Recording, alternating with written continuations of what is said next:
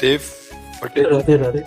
महाराज जी, मुझे नकारात्मकता, क्रोध, चिंता जैसे विचारों से निपटना है, इसके लिए मुझे क्या करना पड़ेगा? हमारे पास एक औषधि है, नाम जप।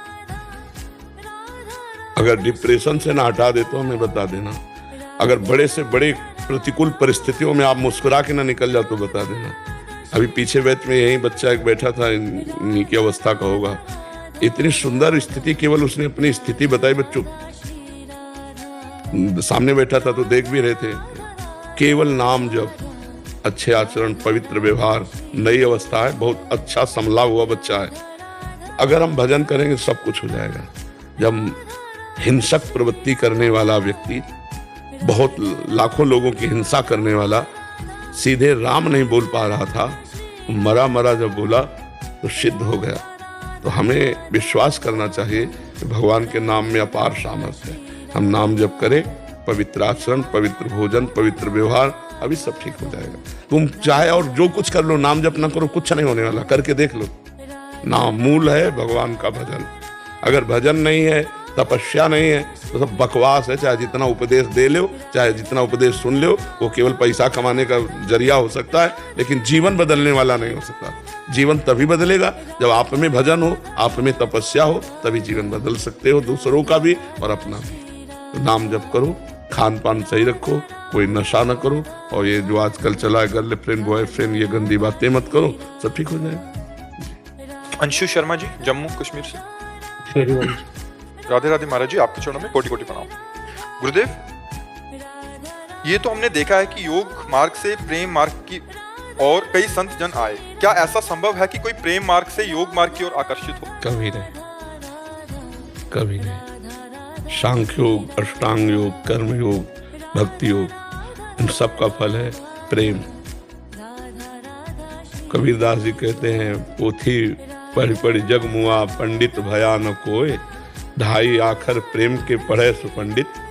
प्रेम, प्रेम के बाद मक्खी तब तक उड़ती है जब तक आग में नहीं, आग में बैठ गई तो भस्म हो जाती है, उड़ने की ताकत नहीं है।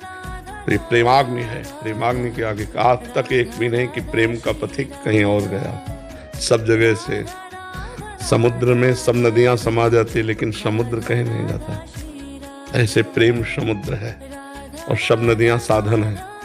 सब साधन कर या फल सुंदर, प्रभु पद पंकज प्रेम निरंतर। प्रेम, प्रेम पूर्ण है, प्रेम पूर्णता है। प्रक्षण वर्धमानम सूक्ष्मतरम अनुभव स्वरूपम कामना रहितम गुण रहितम। प्रेम महान वस्तु है, उसके बाद फिर और कुछ नहीं। उद्धव जैसे ज्ञानी भी जब वृंदावन में आए और गोपियों की चरणरज के प्रताप से जब प्रेम को जाना, तो यहाँ की गुलमलता औषधि बनना चाहते हैं। भगवान शिव से बड़ा कोई योगी है क्या? वो भी यहाँ गोपीश्वर बनकर रास में पधारे। प्रेम के आगे कुछ नहीं। प्रेम में तो भगवान भी अधीन है। नहीं? कोई योग से भगवान को आज तक अधीन किया है क्या? चुटकी बजाई भगवान प्रकट हो गए, और प्रेम में आंसुओं में भरकर पुकारा, उसी समय प्रकट हो गए। रुदुश्रम राजन कृष्ण दर्शन लालसा, तो तासा महावीर भूत छोरी समय मान मुखाम्बुजा, पीताम्बर धरा सृग्वी साक्षात मनमथ मनमथा। जिस समय गोपियां रुदन करने लगी भगवान के मिलन के लिए, उसी समय सर्वलोक सौंदर्य माधुर्य निधि भगवान कोटि कोटि कामों को भी मर्दन करने वाले रूप को प्रकाशित करते हुए प्रकट हो गए। तासा महावीर उन्हीं के बीच में। भूत छोरी समय मान मुखाम्बुजा, मुस्कुराहट मुख से प्रकट हो रही, करोड़ करोड़ काम मूर्छित हो जाए, ऐसा सुंदर भगवान श्याम सुंदर का रूप प्रकाशित हो गए। भगवान प्रेमाधीन कहे गए। नहीं, कभी सुना हो कि भगवान योगाधीन, भगवान कर्माधीन? कर्माधीन जीव कहा गया है, नहीं।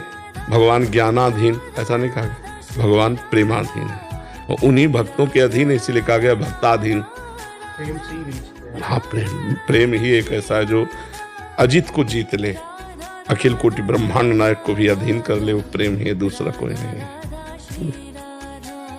सुबोध शर्मा जी। महाराज जी, आपके चरणों में कोटि कोटि दंडवत प्रणाम।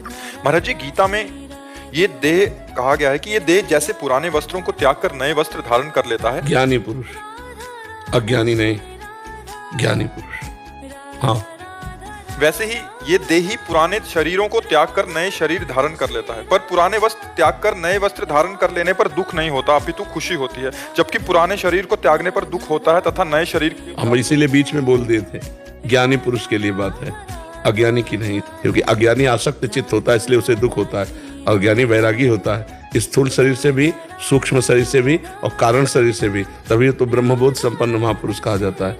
जी रेशमा जी, राधे राधे। राधे राधे महाराज जी। महाराज जी, आप कहते हैं कि जब कृष्णा जी की कृपा होती है तो वह आपको धीरे धीरे दुनिया से दूर कर देते हैं, लेकिन जब सबसे दूर हो जाओगे तो अकेलापन होता है। इसके लिए कहाँ अकेलापन होता है? तुमने देखा कहाँ? कभी दूर हुई हो? केवल कल्पना कर रहे हो। हम अकेले बचपन से दूर हैं, हम अकेले। अभी तो आपसे इतने लोग नहीं मिलने आते होंगे जितने लोग हमसे मिलते हैं। ये तो बाहरी है, और अंतर में हमारे प्रभु हमारे साथ हैं, हर कदम हर पल हमारे साथ है। इतना सुंदर प्रभु, इतना सुंदर प्रिया जो हमारे साथ है, हमें और किसके साथ की जरूरत है? यहाँ जितने साथी सब मरण धर्मा है, कब मर जाए कब बिछुड़ जाए कुछ पता नहीं। वो अविनाशी प्रीतम हमारे साथ है, तो हम अकेले कि तुम अकेले हो? तुम पति पुत्र परिवार के साथ रहते हुए भी अकेले हो, क्योंकि कोई तुम्हारा साथी नहीं है। ना वो तुम्हें जानता है ना तुम उसको जानते हो, सब परदेसी की तरह रह रहे हो। जानते हो अपने पुत्र को कौन है? अपनी पत्नी को जानते हो कौन है? अपने पति को जानते हो कौन है? किसी से कोई परिचय नहीं, माने बैठे। जान जाओ तो भगवान है, भगवान है, पति रूप में भगवान है, पुत्र रूप में भगवान है, पत्नी रूप। अगर ये जान जाओ तो तुमको भी वही गति होगी जो बड़े बड़े संतों को होती है, पर ये तो जानते नहीं। तो अकेलापन के सच्चा पूछो तो अकेलेपन आपको खाता है, हमें थोड़ी अकेलापन खाता है। हमारे तो बाहर, तुम्हारे तो 4 परिवार होंगे, हमारे तो 40,000 परिवार है। तुम्हारा कोई नहीं है संसार में, नहीं है, हमारा है, प्रीतम है, हमारे भगवान है, हमारी प्रिया जो हमारे लाडली, तुम्हारा कोई नहीं है। तुम जिनको देख रहे हो सब मरण धर्मा, कभी भी मर सकते हैं, पूरे के पूरे एक साथ मर सकते हैं। हमारे प्रीतम नहीं मरेंगे। ये शरीर छूटेगा तब प्रीतम मिलेंगे, ऐसी बात नहीं। शरीर रहते ही प्रीतम का सानिध्य अनुभव होता है। पर भजन करो, भजन जीवन में नहीं होगा तो यही लगेगा। जितने संत महात्मा है वास्तविक जो भगवान के मार्ग में, उनको अकेलापन खाता है क्या? वो अकेले की तरफ भागते हैं, दूर हमसे मिलो मत। क्यों? तुम मिलोगे तो उससे मिलने में बाधा पड़ जाएगी। मुझे अकेला रहने दो, जिससे मैं अपने प्यारे की याद में खो जाऊं और प्यारा ही आके मेरे से मिले। अभी अकेलेपन का मतलब नहीं समझा है, असंगता। अभी भजन नहीं तो कैसे जानोगे आध्यात्मिक आनंद को, भगवद आनंद को कैसे जानोगी? तुम संसार से तुलना करोगी तो आध्यात्मिक आनंद और विषय आनंद बहुत अंतर है। एक अंधकार है और एक दिव्य प्रकाश है।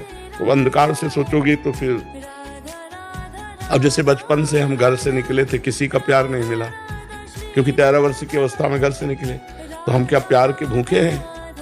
इतना प्रभु ने प्यार दिया है, निहाल कर दिया है। कदम कदम पर उनका प्यार, कदम कदम पर उनका दुलार, और वही प्रभु इतने रूपों में अब भी प्यार कर रहे हैं। घंटों से खड़े केवल इस बात के लिए, यहाँ से निकल जाएंगे तो हम देख लेंगे बाबा जी है, बाबा जी को क्या देखना है, पर ये प्यार, भगवान प्यार। तो ये हमें लगता है कि आपका अभी अज्ञान ही ऐसा अनुभव करा रहा है कि अगर हम सब कुछ छोड़ देंगे तो हम अकेले हो जाएंगे, अकेलापन लगेगा। महाराज जी, इसमें जैसे भागवत जी में आपने बोला था कि उसका मैं सब कुछ हरण कर लेता हूँ, इसका वास्तविक रहस्य क्या है महाराज जी? राग हरण कर लेते हैं भगवान, उसकी आसक्ति अहंकार राग हरण कर लेते हैं। जैसे अमरीश जी चक्रवर्ती सम्राट महाभागवत है, पूरा ऐश्वर्य वैभव भगवान ने अपहरण कर लिया क्या? नहीं, लेकिन उसका उनको अभिमान नहीं है चक्रवर्ती सम्राट पद का, उस संपत्ति का उनको गर्व नहीं है, उस वैभव का उनको गर्व नहीं है। और जिनके गर्व है, भगवान देख रहे कि अब ऑपरेशन करना पड़ेगा तो संपत्ति भी हटा देते हैं, गर्व भी हटा देते हैं। और जिनको देखा कि ये मरीज काम लायक है, गर्व हटा देने से काम चल जाएगा, तो संपत्ति नहीं हटाते हैं। और जब देखा कि मरीज ज्यादा बढ़ चुका है, अब इसका मर्ज दूर करने के लिए, तो फिर भगवान उसका वैभव भी अंतर ध्यान कर देते हैं, और उसका पारा जो अहंकार का था वो डाउन, जब डाउन हुआ तो भगवान की पुकारा, भगवान की शरण में हुआ, वही मंगल शुरू हो गया उसका। बाहरी व्यक्ति पारिवारिक जनों का कोई मतलब इस वो नहीं, अंदर का ही सारा सिस्टम, अंदर का राग। बाहर से आप एकांत बैठे हो, सबका राग भरा हुआ है, तो कोई आप महात्मा थोड़ी हो। घर में बैठे हो, किसी का राग नहीं तो आप महात्मा हो। भाई अंदर की बात, सुधार अंदर होना, बाहर से क्या, बाहर कहीं भाग के चले जाओ तो क्या त्यागा? अंदर का राग त्यागा। इस पे मेरा राग नहीं है। स्टेशन में जैसे बैठे हैं, सरकारी स्टेशन, अपना काम कर रहे हैं, गाड़ी आई चल दिया, बस इंतजार है, गाड़ी आई चल दिया, अपना काम कर रहे हैं। अपनी वस्तु थोड़ी है, अपने तो श्री जी है, अपने तो लाल जी हैं, अपने तो प्रभु हैं। आपने क्या किया? अपने घर को अपना मान लिया। चार परिवार को अपना मान के इतना उसी में डूब गए कि बस जो कुछ हो तो इन्हीं को सुख मिले। जैसे एक आदमी दूध में केमिकल मिला रहा है, गंदी गंदी चीजें मिला रहा है, और उससे कहो कि यही दूध अपने बच्चे को पिलाओ, नहीं पिलाएगा, क्योंकि जानता मैंने कितनी गंदी वस्तुएं, और दूसरे के बच्चे के प्राण घातक वस्तुएं बेच रहे हो, तुम्हारा नाश नहीं होगा। तो ये बुद्धि भ्रष्ट हो जाती है राग से, और अगर राग रहित है तो समाज का उपकार करता है, मंगल करता है, कि जो चीज हम नहीं खा सकते दूसरे को कैसे दे सकते हैं। ये जो आसक्ति है, ये जो राग है, यही पाप कराता है, और इसी को दूर करना आवश्यक होता है। जो इससे दूर रहता है वो गृहस्थ में रहते हुए संत है। संत केवल भेषधारी थोड़ी होते हैं, नहीं। देखो विभीषण जी कोई संत का भेष निर्धारण किए, आचरण संत के हैं। तो भगवान कह रहे तुम सारीखे संत प्रिय मोरे, धरो देह नहीं आननी हो रे। तुम्हारे जैसे संतों के लिए मैं शरीर धारण करता हूं, भगवान कह रहे हैं विभीषण जी को।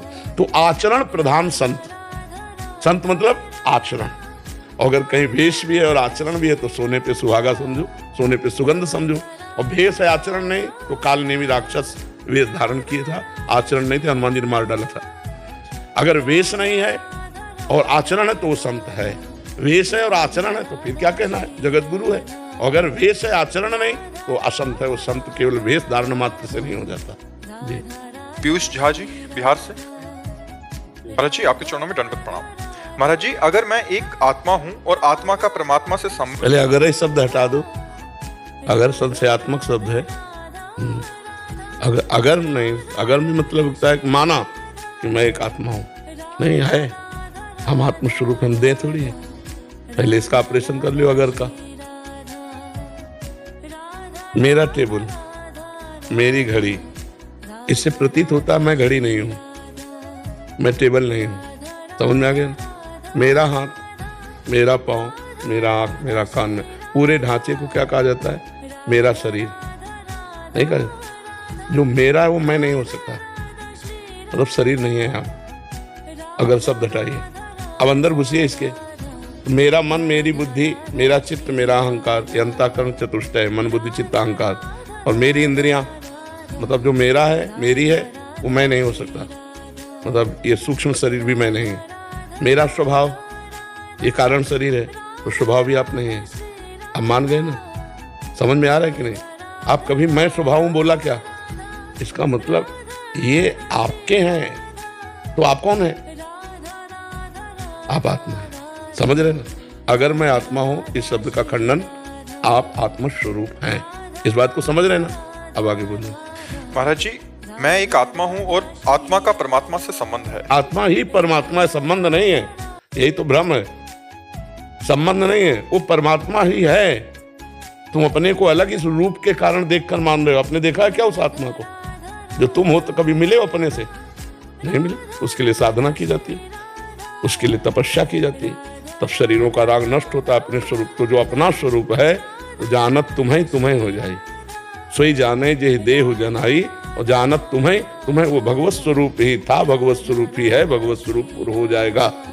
जी महाराज जी ये आत्मा इस नाशवान शरीर को परमात्मा में लगाकर इसे जन्म मरण के चक्कर से मुक्ति क्यों नहीं करवा देती? कौन? आत्मा। क्योंकि वो आत्मा आप है। आप अपने को भूलकर शरीर मान करके भोगों में जाएंगे तो कौन मना करेगा? आप हटिए, अभी हट जाएंगे। आप ही तो हैं आत्मस्वरूप। तो आपने अपने को, आपको ये मान लिया। अब इसको जब माना कि मैं पुरुष तो फिर स्त्री में आकर्षण, फिर भोग, नाना प्रकार की दुर्गति, वही फंस गए। हटो। जो आना कि मैं शरीर नहीं हूं, वो तपस्या प्राण होकर इंद्रियों को वश में करके भगवत प्राप्त हो गए। और कोई थोड़ी दूसरा करेगा, आप ही तो है आत्मा। क्यों? हाँ, भजन में लगो। अब गंदे आचरण करोगे, भगवत प्राप्ति हो जाएगी। तो करना तो आपको ही है ना। क्या करना है? अच्छे कर्म करने, भजन करने, शास्त्र स्वाध्याय करना है, तब करना है, उससे भगवत प्राप्ति होती है। समझ पाए?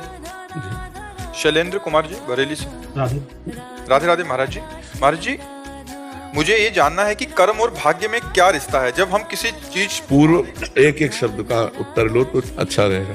भाग्य कहते हैं पूर्व में जो किए हुए कर्म है, उन कर्मों से जो कुछ कर्म निकाल करके शुभ और अशुभ, सुख और दुख देने वाले इस शरीर की रचना हुई, उसे भाग्य कहते हैं। अब जो हमसे नए कर्म होते हैं, उनको कर्म कहा जाता है। कर्म और भाग्य में अंतर है। पूर्व के किए हुए कर्मों के परिणाम स्वरूप जो मुझे देह मिली, ये भाग्य से मिली। अब जो हमसे होगा क्रिया, उसे कर्म कहते हैं। उन कर्मों में दो विभाग है, पाप कर्म और पुण्य कर्म। अगर हम पुण्य कर्म करते हैं तो सुख मिलेगा, पाप कर्म करते हैं तो दुख मिलेगा। आगे अभी नहीं, अभी तो भाग्य का चलेगा चक्कर। अगर हम भजन करते हैं तो भाग्य को रोक कर यहीं मिटा करके भगवत प्राप्ति कर लेते हैं। समझ पा रहे हो? महाराज जी, जब हम किसी चीज को पाने का संपूर्ण प्रयास करते हैं परंतु सफलता नहीं मिलती, तब दुकान में जाके 1 करोड़ के हीरे का हार लोगे, समय पर पैसा है 1 लाख रुपया। ऐसे ही यहाँ जो तुम्हें चाह है उसके अनुसार से तप करो, उतना भजन करो, उतना पुण्य करो, तब आपको प्राप्त होगा। ऐसे थोड़ी प्राप्त होगा। एक पापी आदमी बहुत धनी दिखाई दे रहा, बहुत सुख सुविधा दे, वो पूर्व का पुण्य आत्मा है, उसने पुण्य किया है। अब वर्तमान में उसकी खेती पाप की है, पूर्व का पुण्य है, इसलिए खूब सफल है। और जिस समय पूर्व का पुण्य खत्म हो जाएगा उस समय उसकी विध्वंस हो जाएगा, पतन हो जाएगा, उसका नाश हो जाएगा। समझ पा रहे हो? जी। डॉक्टर गौरी जी, छत्तीसगढ़ से। महाराज जी, मैं एक मनोवैज्ञानिक हूँ, डॉक्टर हूँ। मैं मन का विषय पढ़ाती हूँ एवं उस पर शोध करती हूँ। पिछले सालों से मैंने मानसिक दिव्यांग बच्चों की सेवा में अपना मन लगाया। मुझे लगता है ईश्वर ने मुझे चुना है। लोग कहते हैं ये प्रारब्ध है।